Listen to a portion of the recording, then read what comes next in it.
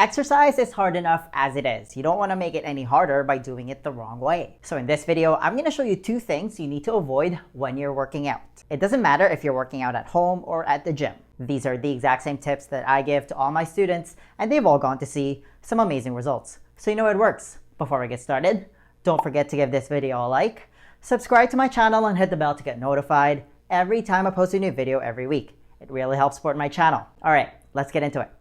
The human body is an amazing thing. I've said this in my other videos before, but you are the owner of a body that is a byproduct of 2.5 million years of evolution. I mean, it evolved to withstand the harshest conditions this planet had to offer. And sitting on your shoulders, your brain, is the most complicated object in the known universe. Needless to say, our bodies are super smart. If you're trying to do a squat, for example, and your heels are lifting up, and you feel some impingement on your hips, you look like you're about to fold like a cheap lawn chair, that is your body sending you a sign that A, you might not be squatting properly, or, and this is the most likely reason, your body hasn't earned the right for you to do a full range of motion squat, let alone squat with weights on your back. Toddlers, by the way, have the perfect form when it comes to a deep squat. The problem is, and I can't remember the actual number, but it's pretty high. Something like 70% of adults can't perform a proper squat, which is a major red flag when it comes to your mobility. I mean, try to do the squat test right now, get into a bottom squat position and try to hold it for 5 minutes. With that in mind, the problem with a lot of people is they get pigeonholed in just one training approach, or they buy some Instagram influencer's cookie cutter program, but they don't pay attention to the inefficiency with how their body's moving. So there's a bit of a disconnect there. Let's say you're asked to do a front squat, but this has been your default position for years, and you can't hold the front rack position properly. The scary part is we train kids to be in this position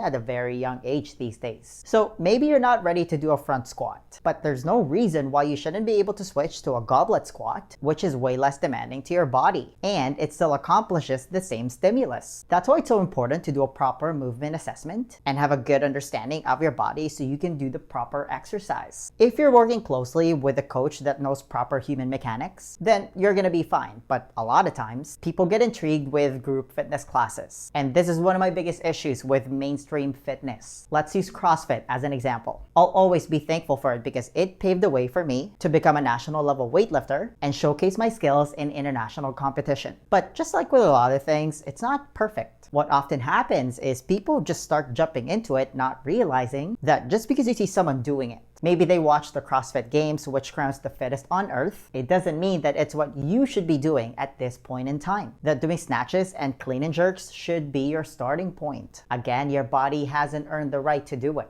And that's the problem with a lot of these group fitness classes. Oftentimes, you've got one coach or instructor teaching however many people, and the classes usually gets pretty packed. It's a business at the end of the day. By the way, I've seen some good CrossFit boxes with some world-class coaches. I've also seen some bad ones, much like there are good personal trainers and there's some questionable ones. But one of my biggest issues is you've got Joe Blow coming to the gym for the first time, and he's been sitting on a desk for the last 20 years, 8 to 12 hours a day. And depending on the WOD, which is short for workout of the day, maybe the workout calls for overhead squats, which is one of the most complex things you can do with a barbell, which also means it's one of the most demanding positions that you can ask for your body to perform. It will instantly expose any mobility issues you might have. Unsurprisingly, Joe Blow has no thoracic mobility and no external rotation on his shoulder because he's been like this. And he's got very poor hip and ankle mobility. Like, how do you think that's gonna go? By the way, if you're having the same issues, a really simple thing you can do to improve your shoulder mobility is getting your arms above your head every day. You can do this at the gym or at a playground. You'd be the biggest kid there. I want you to find a pull-up bar or find somewhere where you can hang safely at home. Make sure it's nice and sturdy and it can hold your body weight. I don't really care if you can't do a pull-up at this point. A lot of people can't. That's not a big deal. What I care about is you get your arms above your head and you spend a little bit of time in that hanging position every day. Try to accumulate 90 seconds in total, or 60 seconds if you're a beginner. So you can spend 10 seconds 6 times, for example, in that hanging position. When you perform this hanging position, you're literally restructuring the shape of your shoulder. Because again, the common tendency is to go into impingement if you're always hunching forward looking at a screen while sitting down for prolonged periods of time, which then causes hip impingement. Your cells and joints will literally literally start to get sticky if you spend too much time in one position, which is what a lot of people do. That's why I'm such a big proponent of getting 10,000 steps spread throughout the day. But a simple practice of introducing that hanging position is a game changer when it comes to improving shoulder mobility. I mean, think about the last time you did something like that. And just do whatever you can. If you can only hold it for 5 or 10 seconds, that's fine.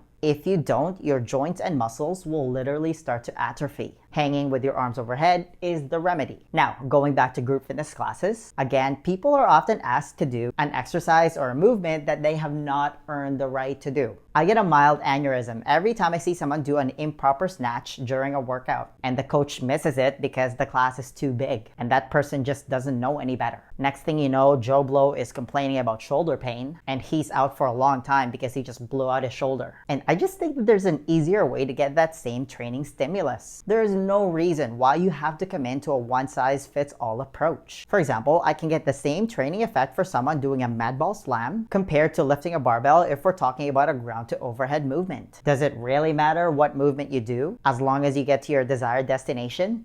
No, unless your ego gets in the way and you're one of those ego lifters. But a lot of trainers and coaches out there just want to own the process. Yes, I'm calling them out. There is absolutely no reason why John Smith or Jane Doe has to do a clean and jerk or kettlebell snatches when they have little to no mobility on their hips and shoulders. What's wrong with just doing the basics? And now I have to tell them to relax and slow down when they come to me. I have to convince them to take one step back, to take 2 steps forward. Here's a very important concept I want you to take away from this video. It doesn't have to be complicated for it to be effective. Simple is good. Simple works. One of my favorite quotes is, "I fear not the man who's practiced 10,000 kicks once, but I fear the man who's practiced one kick 10,000 times." Master the basics. Which leads me to my next point. Another common mistake I see is training to fatigue or failure. And if you combine that with bad mechanics, that is a one-way ticket to injury. Listen, there is a time and place for everything. I'm not saying you should never do it. But for example, if you haven't been sleeping well and you're under a lot of stress, whether it's work, financial stress, or a bad relationship, and your diet hasn't been great, going to muscle failure or training to exhaustion, especially if done repeatedly, is probably one of the worst things you can do. It's just way too taxing to your central nervous system. You should check out this video if you want to know why you shouldn't get into chronic exercise patterns. But again, that's what often happens with group fitness classes. The same concept applies if you're just doing cardio, by the way, like if you're just running every day. You might feel great for the first week or so, or when you're just out of the gate, and that's the euphoric feeling, aka the runner's high, that people often experience. But in time, they will, no doubt about it, start trending the wrong way. If you're always training to failure and to the point of exhaustion, you're most likely doing more harm than good. It also depends on the individual. It depends where you're at and what your goals are. For example, I've been training since I was a teenager and I'm 34 now. Do I train to failure 365 days a year? Absolutely not. When I used to compete, for example, we would have specific testing days and whatnot, and it doesn't happen very often. But when we do it, it's also followed by a deload week. There's training phases. Another good example is if you look at how elite sprinters train, it's very rare where they go all out in training. They usually train at around 70 to 75% of their max. Again, your body is really smart.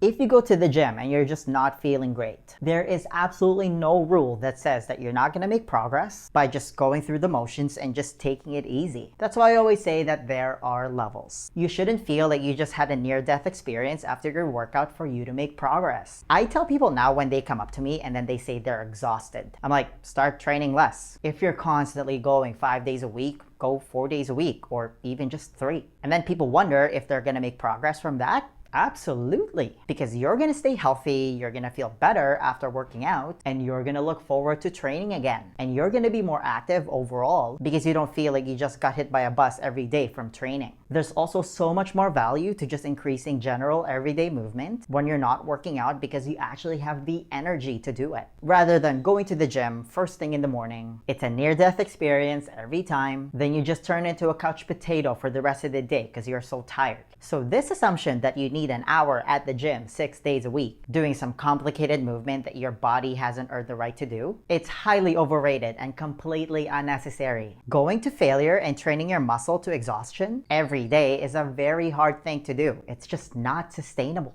My recommendation is to take it down a notch. Get through your workout without having to peel yourself from the ground or having to feel the need to call an ambulance. And make sure you do a little bit of research before you join one of these group fitness classes. And follow this one simple rule. Only take what your body gives you every day. Nothing more and nothing less. Don't do anything today that you can't completely recover from tomorrow. The next question then becomes, how are you actually supposed to eat if you want to lose weight? Because here's the thing, 80% of your body composition is determined by your diet. You can't just freestyle this part. Do you have a proven plan that you can follow? To help you with that, I want to give you a free copy of my Lean Body Blueprint. This is how I was finally able to get rid of all my unwanted body fat without depriving myself of my favorite foods or spending countless hours at the gym. It's a simple 4-step process specifically designed for busy professionals, and it's the exact same blueprint that I teach to all my students, and they've all gone to see some amazing results. If you want to be the next success story, then download your free copy of the Lean Body Blueprint right now. There's going to be a link somewhere at the top here or in the description box. Just click on it, type in your email, and I'll send it to you right away. Hey, give this video a thumbs up if you enjoyed it and share it with your friends. Please subscribe to my channel if you haven't already. I post a new video every week, and feel free to leave a comment below if you have any questions about this video. Alright, I'll see you in the next one. Virtual high five.